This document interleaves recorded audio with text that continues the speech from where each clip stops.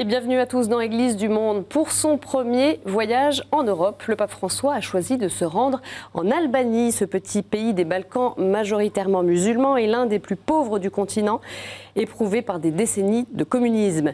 L'Albanie fut déclarée en 1967 premier État athée de la planète.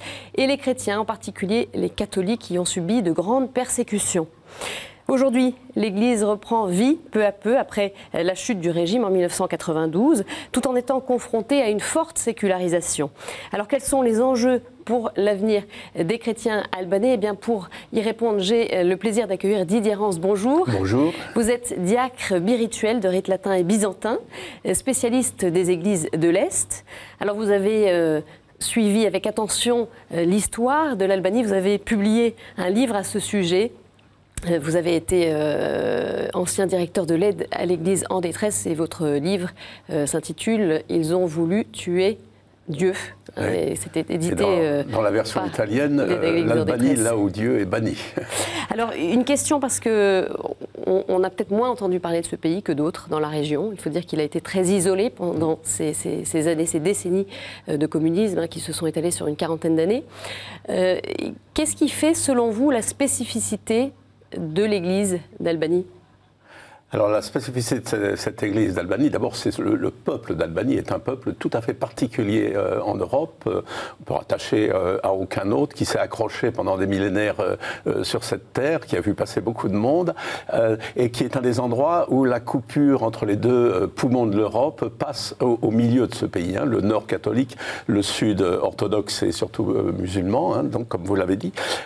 Et donc ce qui se joue en Albanie, c'est aussi à l'échelle de ce petit pays, ce qui se joue en Europe. D'accord. Peut-être quelques informations simplement chiffrées pour nos téléspectateurs, oui. Pour avoir une cartographie religieuse. La cartographie religieuse du pays, il y avait entre 3,5 millions et 4 millions d'habitants. À la chute du communisme, il en reste 2,8 millions. Donc il y a un pays qui a perdu un quart de sa population. Même au départ, quasiment un homme sur deux a quitté le pays pour essayer de trouver du travail, tellement la misère était grande. Au niveau religieux, il y a eu un recensement en 2011 qui a été très discuté parce qu'il semble qu'il y a des endroits où ce n'est pas vraiment les gens qui ont répondu eux-mêmes, mais qui donne comme chiffre 57% de musulmans sunnites, 10% de catholiques, 7% d'orthodoxes, 2% de Bektashi, qui est originaire d'islam mais qu'on ne peut pas vraiment considérer comme des musulmans, et puis 2,5% d'athées déclarés, ce qui est très peu, mais plus de 20% qui n'ont pas répondu. Hein, donc on sait très bien ce qu'ils représentent. D'autres statistiques donnent à peu près 60% d'Albanais qui disent que pour eux la religion ne compte pas vraiment.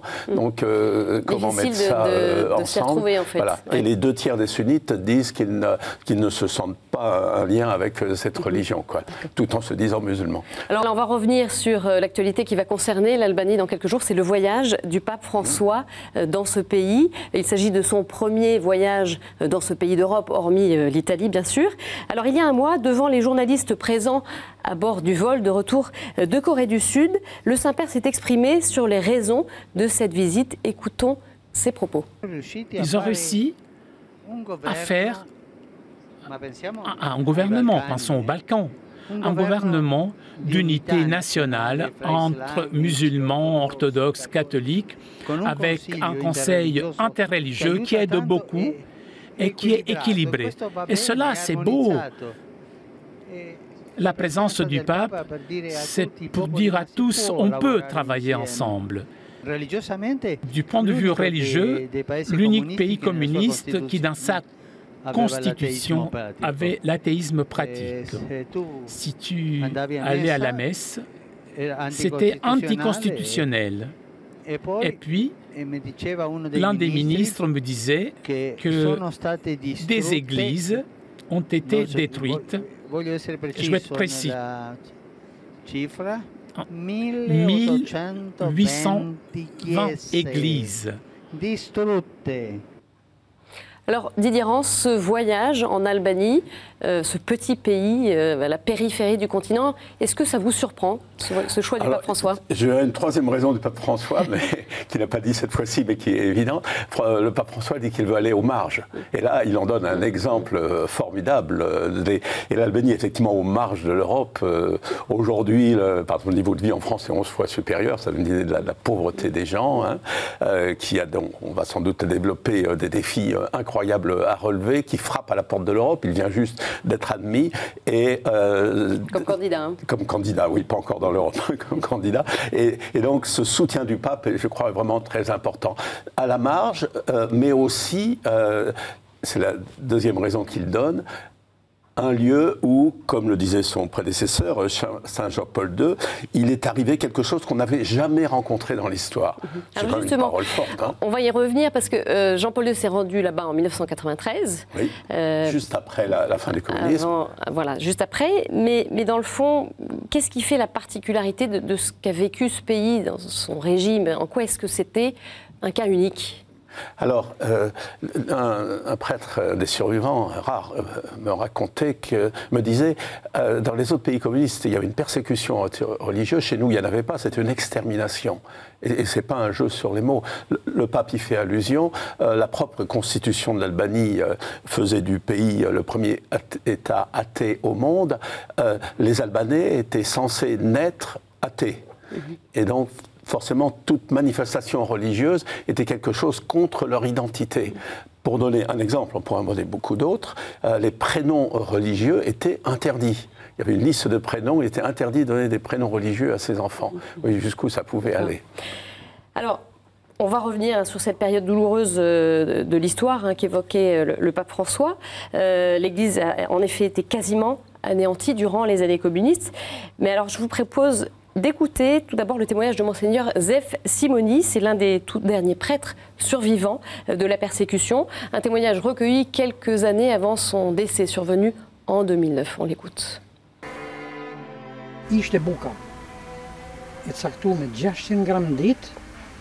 La ration quotidienne de pain était de 600 grammes, mais pour nous, il n'y en avait jamais plus de 500 grammes.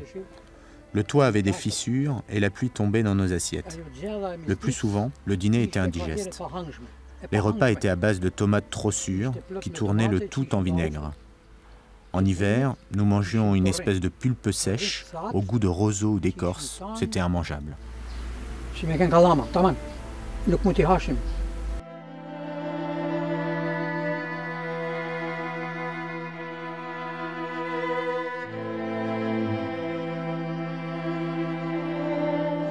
Il faisait terriblement froid en hiver. Le prisonnier n'avait pas la permission d'avoir autre chose qu'une paire de pyjamas et on ne lui donnait qu'un drap pour la nuit. Il devait être debout toute la journée. Après un mois de ce traitement, le prisonnier ressemblait à un squelette.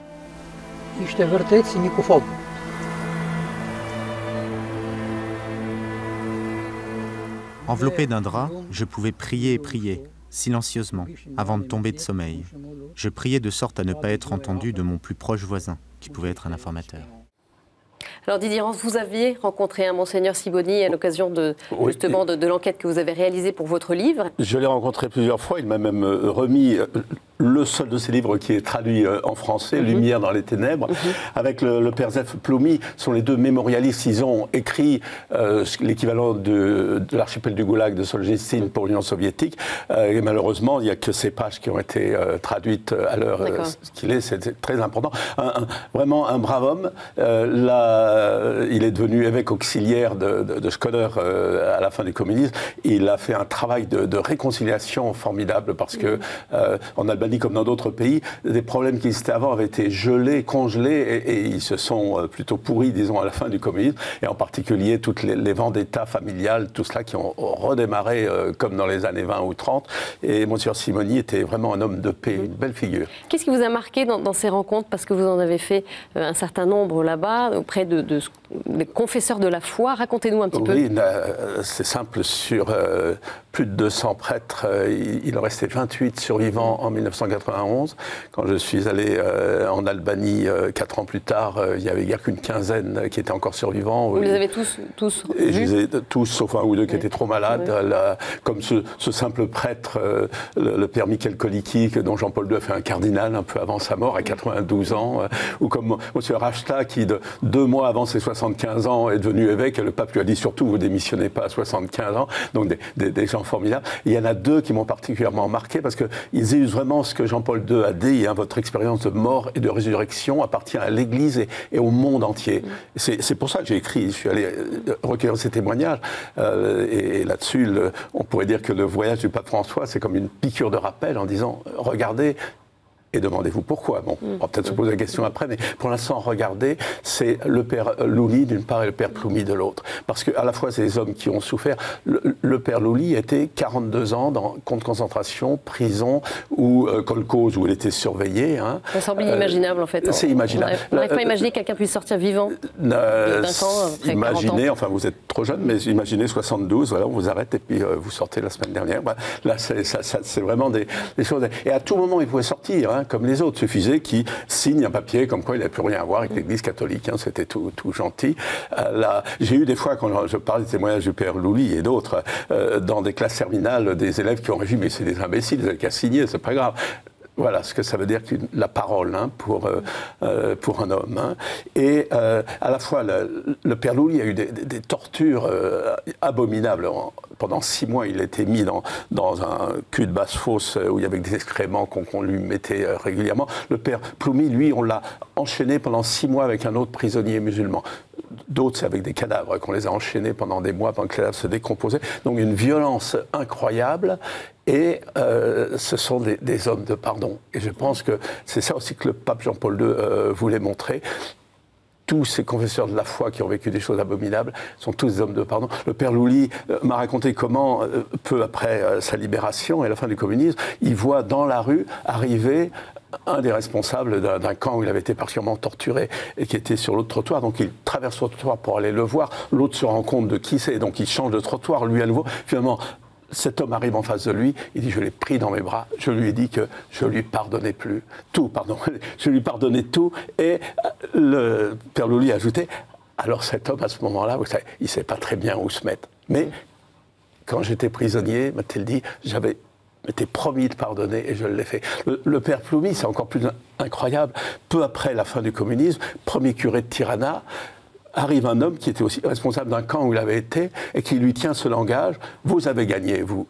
Nous, maintenant, on n'est plus rien. Moi, j'ai une maladie grave. Je ne peux pas être soigné en Albanie. Il me faut de l'argent pour aller en Grèce. Puisque votre religion vous dit que vous aimez vos ennemis, est-ce que vous pouvez me donner cet argent ?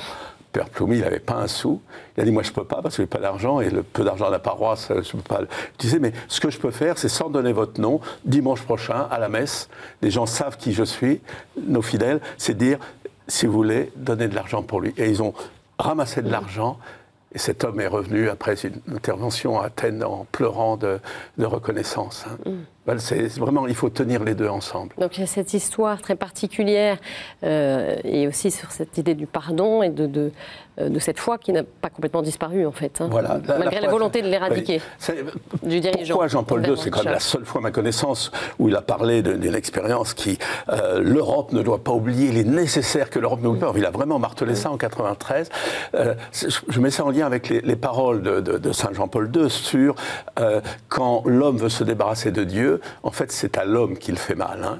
Et c'est une phrase qui a souvent été critiquée par des intellectuels chez nous. Et il disait, regardez ce qui se passe dans la pratique. Hein. Quand on veut se débarrasser de Dieu et de toutes les vertus ou valeurs, quel que soit le nom, on disait que nous apporte Dieu et le fait qu'on soit des créatures, qu'on ne soit pas nous-mêmes des dieux tout-puissants, voilà où ça mène.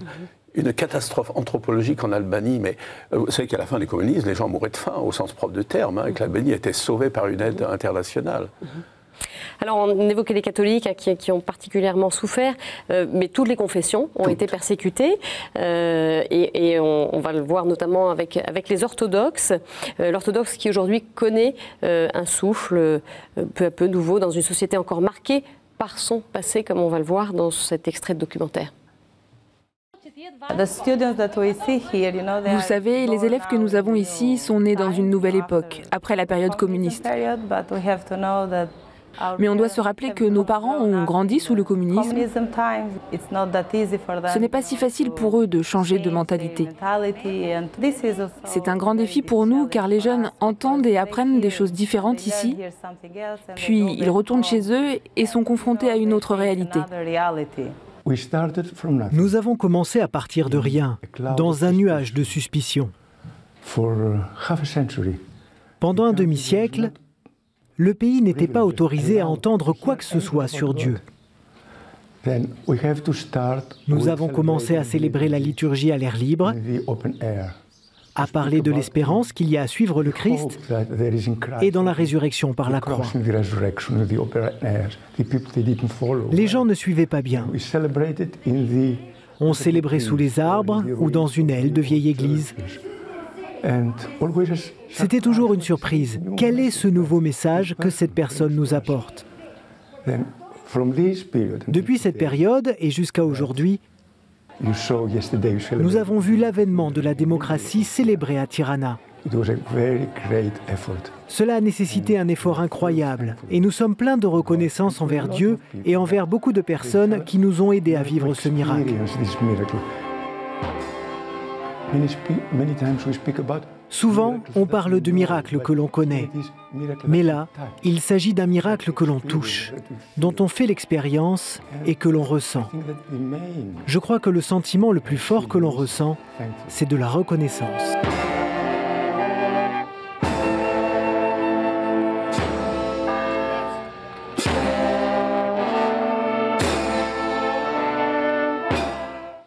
Est-ce que l'Église a connu une forme de miracle ? Que ce soit du côté orthodoxe ou catholique d'ailleurs. Oui, d'abord il faut se rappeler qu'en 1991-92, il aurait pu y avoir une guerre civile très facilement dans ce pays. Des premières contestations. Voilà. On a commencé à tout brûler, de tout ce qui représentait l'État, tout cela, et que les églises ont joué vraiment un rôle important.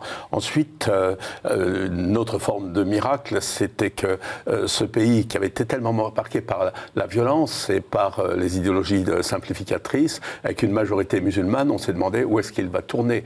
Et en quelques années, le pays s'est couvert de mosquées financées par l'Arabie Saoudite. Au moment du septembre, on a découvert qu'il y avait des cellules d'Al-Qaïda. Or, le pays n'a pas du tout tourné, avec en plus toute la violence au Kosovo à côté. Donc là, comment est-ce que ça a pu être préservé, en fait, une paix sociale à ce niveau-là?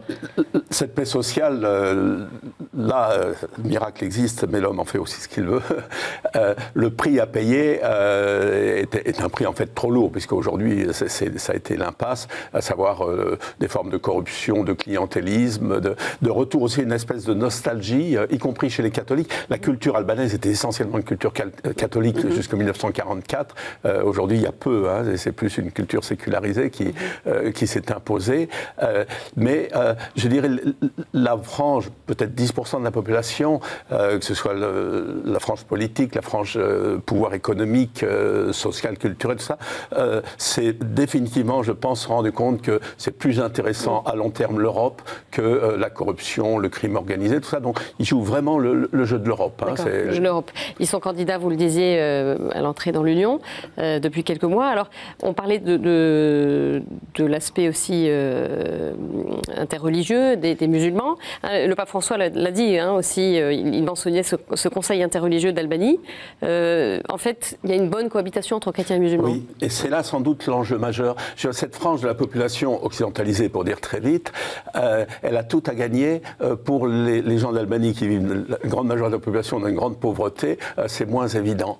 Et les religions qui restent tout à fait importantes ont vraiment un rôle majeur à jouer pour que cette majorité de la population ne parte pas dans des impasses. Et là, depuis 2009, il y a le Conseil conseil interreligieux où il y a les chefs d'église, le chef des Sunnis, le grand Dédé, c'est son nom, des Bektashi, monsieur Anastasios qu'on a vu, et puis monsieur Massafra, le président de la conférence des évêques catholiques, et donc ils travaillent vraiment ensemble.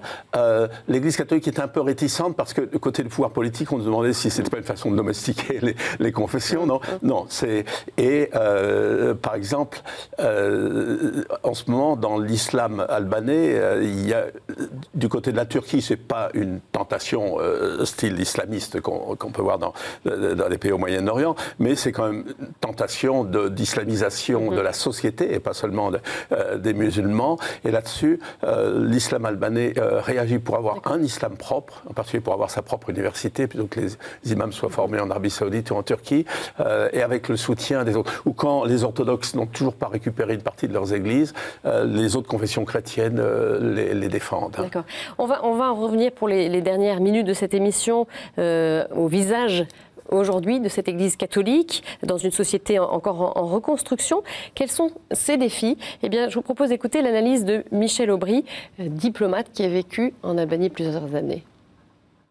Le défi de cette Église catholique, c'est d'abord de témoigner dans une société qui est doublement traumatisée d'abord par la période communiste qui a été quand même particulièrement violente et radicale, puisque c'est quand même le seul pays où toute forme d'expression publique religieuse a été interdite, encore une fois, pendant 25 ans. Mais aussi le défi d'une sécularisation qui est arrivée évidemment très rapidement. Dès que le pays s'est ouvert, les Albanais se sont précipités, je dirais, vers l'Occident et vers tous les symboles de l'Occident, en ne prenant pas forcément toujours le meilleur de ce qu'on pouvait leur apporter. Et donc l'Église, qui était très affaiblie au début, naturellement, a devant elle un défi énorme. Et d'autant plus énorme que beaucoup de ses membres les plus actifs, enfin en tout cas un certain nombre d'entre eux, sont partis pour faire des études et sont restés en Occident. Donc c'est une difficulté supplémentaire. Alors Didier, juste une réaction là-dessus. On entend bien que l'Église a quand même été vivante et qu'elle a survécu. Et on parle aussi en même temps de forte sécularisation. Il y a comme un paradoxe. Où se situe finalement la vérité dans tout ça? Saint Jean-Paul II a dit une fois, de façon assez brutale, je cite de mémoire, c'est un miracle de Dieu et le courage des croyants qui a libéré les pays de l'Est. Le problème, c'est qu'ils croient que c'est l'Occident qui les a libérés. Et donc ils se tournent vers lui. C'est beaucoup plus qu'une boutade.